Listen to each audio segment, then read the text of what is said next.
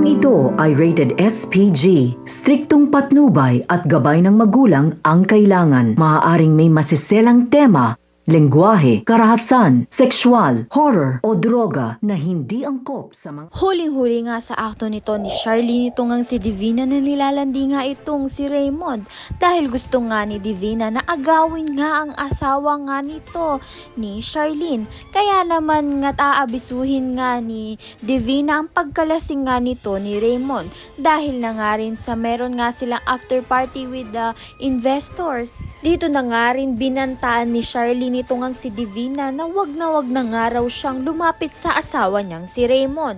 Ngayon nga't alam na nga ni Charlene ang pakay nga nito ni Divina dito nga kay Raymond kaya naman nga't lalaban na nga itong si Charlene dahil asawa na nga nila ang pinag-uusapan.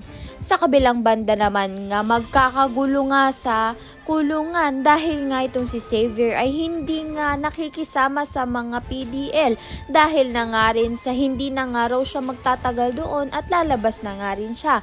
Kaya naman nga't sa inis nga ng mga preso ay binugbog nga itong si Xavier. At andito naman nga si Princess upang awatin ang gulo na ginawa ng mga preso. At itong ang si Liberty ay nagagalit nga dito kay Princess dahil ang akala nga niya si Princess nga nagpabugbog nga dito kay Xavier. Ngunit dahil na nga rin sa inis ng mga preso kaya nga ginawa iyon kay Xavier upang magtanda nga ito na makisama nga siya sa loob ng kulungan.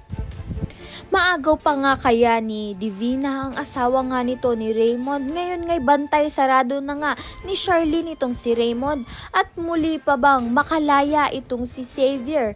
Ayan at iba pa ang dapat natin pakaabangan. Maraming salamat sa iyong panonood.